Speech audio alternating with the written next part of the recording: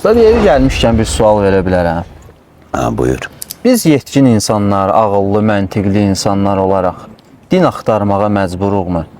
Məsələn, bir misal deyim, hərə bir mühitdə doğulur. Bəzi insanlar var ki, onlar dini mühitdə doğulurlar, dini ailələrdə doğulurlar, dini ata-ananın tərbiyəsini görürlər və din yolu tutub gedirlər. Bəzi insanlar var ki, ümumiyyətlə bu mühitdən, bu auradan uzaq düşürlər. Bu hər iki qism insan məcburdurmu dini axtarıb tapsın, yoxsa hər kəsəni həyat hansı tərəfə sürükləyibsə o tərəflə yaşasa kifayətdir?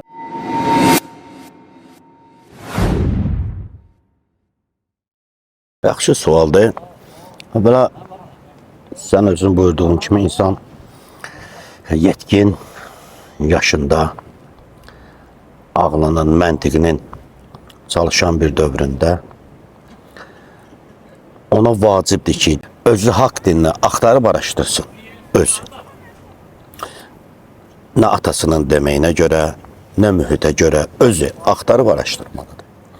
Niyə din araşdırmalıyıq? Bu da bir maraqlı sual olar.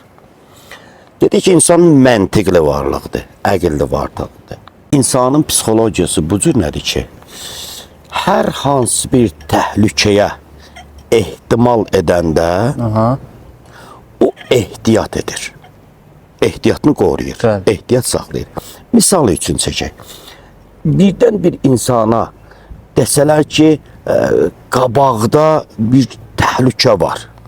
İnanmasa da ehtiyatını qoruyacaq. Məsələn, kiçik bir uşaq birdən bizə deyir ki, qabaqdakı küçədə bir vəhşi var. O uşağa, kiçik uşağın sözünə inanmasaq da öz ehtiyatımızı saxlayacaq, ehtimal verəcəyik, təhlükə var və ehtiyatımızı saxlayacaq və biz nə edəcəyik? Ehtiyatla o küçəni keçəcəyik. Və yaxud da əlimizə bir şey götürəcək, birdən olar ha. İndi baxın, tarix boyunca 124 min peyğəmbər gəlib.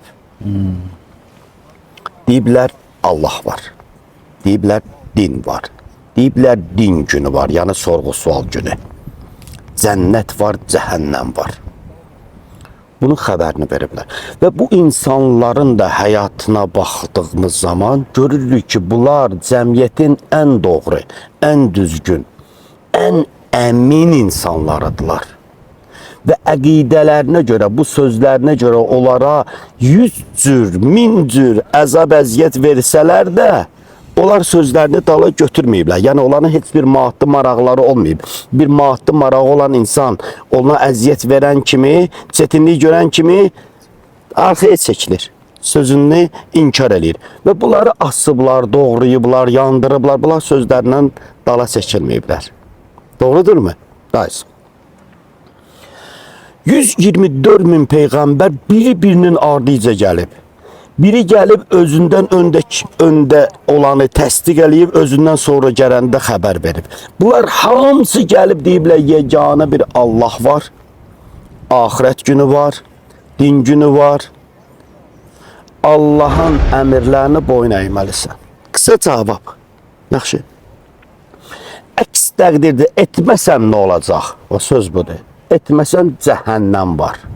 Nədir cəhənnəm? Oddur cəhənnəm. İnsan yanacaq, ruhu yanacaq, cismi yanacaq. Nə qədər yanacaq? Əbədi. Əbədi. Bu cəhənnəm özü bir təhlükədir. Düz? Bu təhlükə ki, mən öləndən sonra məni gözləyir, ən azından mən bir ehtiyat eləməliyəm ki, birdən doğru olar ha. Birdən bunların dediyi doğru olar ha. Dünyada böyük-böyük alimlər, ağıllı insanlar, hikmətli insanlar, saf insanlar, pak insanlar, dürüst insanlar, heç zaman yalan danışmayan insanlar Allahın varlığından, dinin varlığından xəbər veriblər. Anladım. Yəni insan bir ehtiyat eləməz ki, ya bu qədər adam deyir, bir mən araşdırım, görüm doğrudan düz olar. Çünki mən əbədi əzab qazana bilərəm, əbədi təhlükəyə düşə bilərəm. Anlayırsanmı? Buna görə də ağıl mənə deyir ki, araşdır.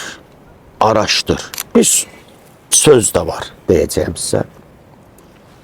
İmam Cəfər Sadiq Aleyhisselamın yanına hemen inanmayanlardan birisi, o zamanın zindiqlərindən, dəhrələrindən birisi geldi İmam Cəfər Sadiq Aleyhisselama bir söz dedi.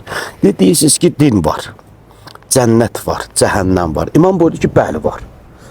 Dedi siz deyənlərə biz əməl etdik ve öldük, getdik, gördük ki ne cennet var, ne cehennem var. Necə olacaq onda? İmam gözəlci bir cavab verdi.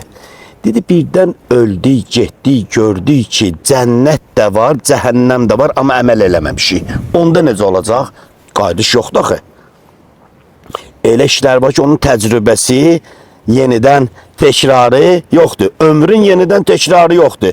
Getdim gördüm ha məsələn cennet var, cehenneme qayıdaram, təzədən əməl eləyərəm, gəlib cənnətə girərəm. Məsələn bu ilə imtahan verə bilmədim, gələnlə verərəm imtahan.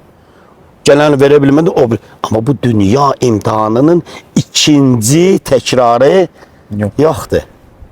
Ona görə insan araşdırmalıdır və özü həqiqətləri tapmalıdır. Aysuq, mən bir sual düşündürür. Ümumiyyətlə din deyiləndə biz nə başa düşürük? Nə anlayırıq? Din yəni nə? Din ərəb dilində olan bir kəlmə sözdür. Lüğətdə mənası yol deməkdir. Yol.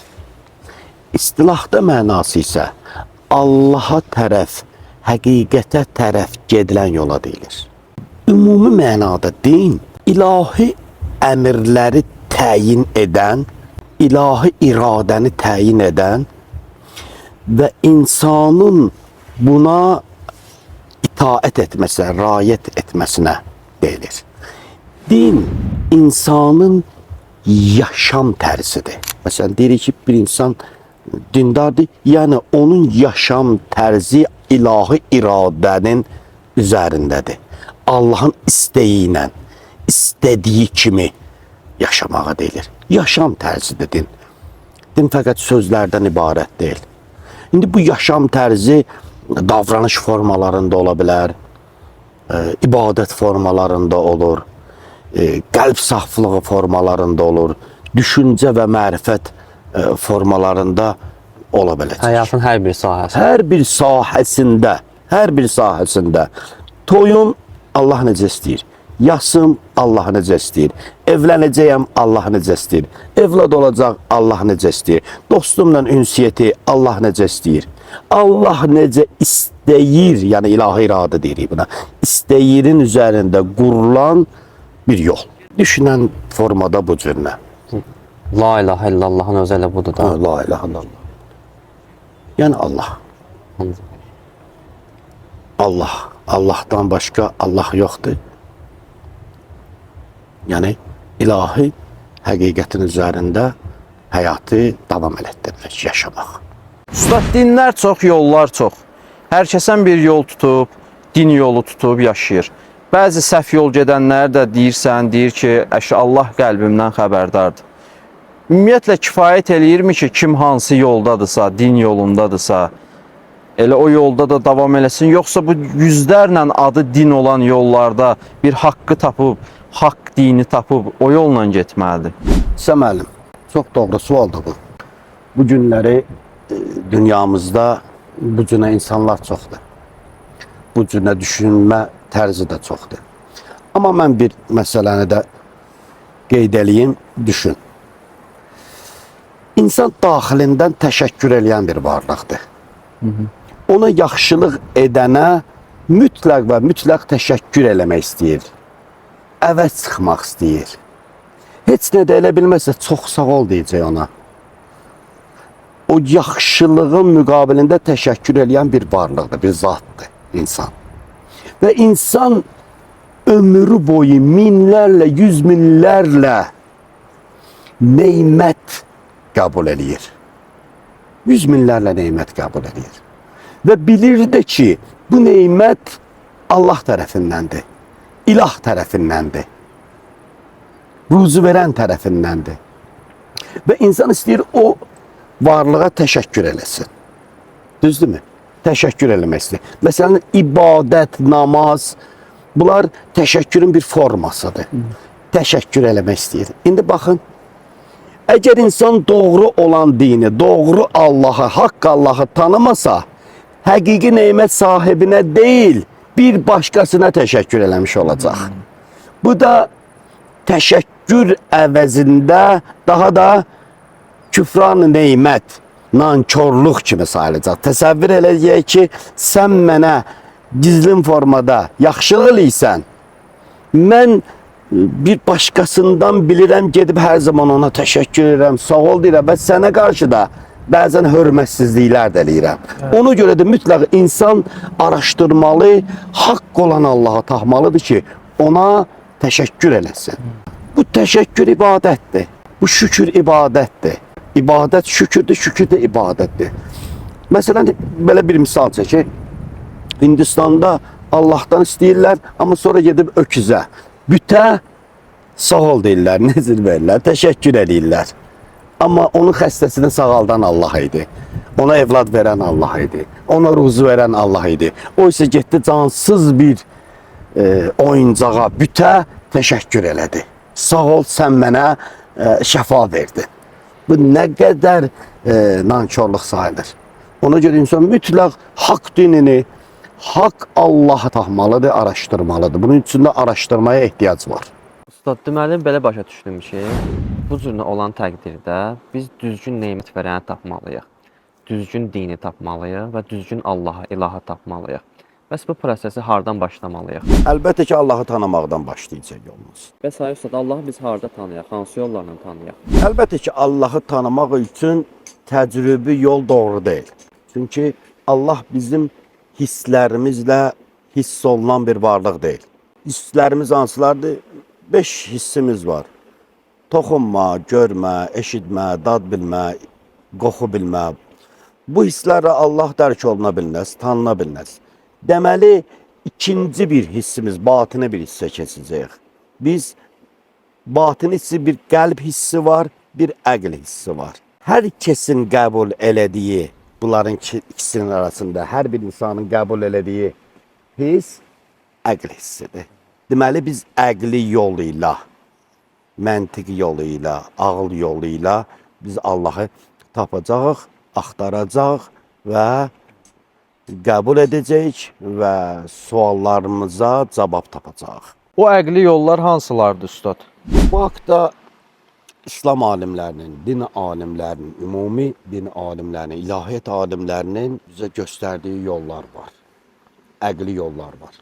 Və bunların demək olar ki, əksəriyyətini Kur'an təsdiqləyir. Allah da bizə onu göstərir. Məsələn, onlardan birincisini nizam və nazim qanunu. Yəni, hər bir nizamın arxasında nizam verən bir varlığın, bir kəsin, bir nazimin olduğu qanundur.